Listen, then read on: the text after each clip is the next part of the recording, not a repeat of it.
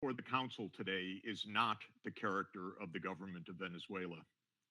The issue is whether any member state, by force, coercion, or economic strangulation, has the right to determine Venezuela's political future or to exercise control over its affairs. This question goes directly to Article 2, Section 4 of the United Nations Charter, which prohibits the threat or use of force against the territorial integrity or political independence of any state. The Council must decide whether that prohibition is to be upheld or abandoned. Abandoning it would carry consequences of the gravest kind. Let me offer some background.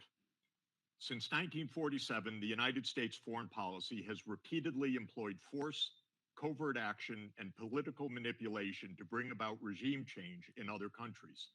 This is a matter of carefully documented historical record. In her book, Covert Regime Change, political scientist Lindsay O'Rourke documents 70 attempted U.S. regime change operations between 1947 and 1989 alone. These practices did not end with the Cold War. Since 1989, major United States regime change operations undertaken without authorization by the Security Council have included, among the most consequential, Iraq 2003, Libya 2011, Syria beginning in 2011, Honduras 2009, Ukraine 2014, and Venezuela from 2002 onward. The methods employed are well established and well documented. They include open warfare, covert intelligence operations, instigation of unrest, support for armed groups, manipulation of mass and social media, bribery of military and civilian officials, targeted assassinations, false flag operations, and economic warfare. These measures are illegal under the UN Charter, and they typically result in ongoing violence, lethal conflict, political instability, and deep suffering of the civilian population. The recent U.S. record with respect to Venezuela is also clear. In April 2002, the U.S. knew of and approved an attempted coup against the government. In the 2010s, the United States funded civil society groups actively engaged in anti-government protests. When the government cracked down on the protests, the U.S. followed with a series of sanctions. In 2015, President Barack Obama declared Venezuela to be, and I quote, an unusual and extraordinary threat to the national security and foreign policy of the United States. In 2017, at a dinner with Latin American leaders on the margin of the UN General Assembly, President Trump openly discussed the option of the U.S. invading Venezuela to overthrow the government.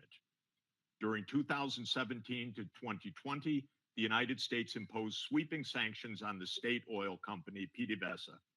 Oil production fell by 75% from 2016 to 2020, and the real GDP per capita declined by 62%. The UN General Assembly has repeatedly voted overwhelmingly against such unilateral coercive measures. Under international law, only the Security Council has the authority to impose such measures. On the 23rd of January 2019, the United States unilaterally recognized Mr. Juan Guaido as interim president, and a few days later froze approximately $7 billion of Venezuelan sovereign assets held abroad and gave the designated authority over certain of these assets. These actions form part of a continuous U.S. regime change effort spanning more than 2 decades. In the past year, the United States has carried out bombing operations in 7 countries, none of which were authorized by the UN Security Council, and none of which were undertaken in lawful self-defense under the Charter. The targeted countries include Iran, Iraq, Nigeria, Somalia, Syria, Yemen, and now Venezuela. In the past month, President Trump has issued direct threats against 6 UN member states, including Colombia, Denmark, Iran, Mexico, Nigeria, and of course, Venezuela. Members of the Council are not called upon to judge Nicolas Maduro. They are not called upon to assess whether the recent U.S. attack and ongoing naval quarantine results in freedom or in subjugation. members of the Council are called upon to defend international law, and specifically the UN Charter. The realist school of international relations, articulated most brilliantly by John Mearsheimer, accurately describes the condition of international anarchy as the tragedy of great power politics. Realism is therefore a description, not a solution for peace. Its own conclusion is that anarchy leads to tragedy. In the aftermath of World War I, the League of Nations was created to end the tragedy through the application of international law. Yet the world's leading nations failed to defend international law in the 1930s, leading to renewed global war. The United Nations emerged from that catastrophe as humanity's second great effort to place international law above international anarchy. In the words of the Charter, the UN was created, quote, to save succeeding generations from the scourge of war, which twice in our lifetime has brought untold sorrow to mankind. Given that we are in the nuclear age, failure cannot be repeated. Humanity would perish. There would be no third chance. To fulfill its responsibilities under the Charter, the Security Council should immediately affirm the following actions. The United States shall immediately cease and desist from all explicit and implicit threats or use of force against Venezuela. The United States shall terminate its naval quarantine and all related coercive military measures undertaken in the absence of authorization by the UN Security Council.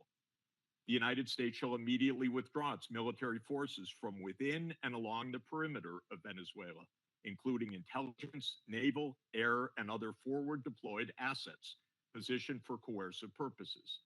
Venezuela shall adhere to the UN Charter and to the human rights protected in the Universal Declaration of Human Rights.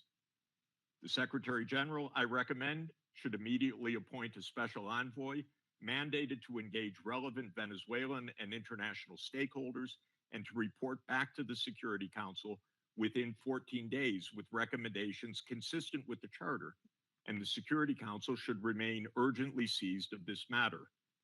All member states should refrain from unilateral threats, coercive measures, or armed actions undertaken outside the authority of the UN Security Council.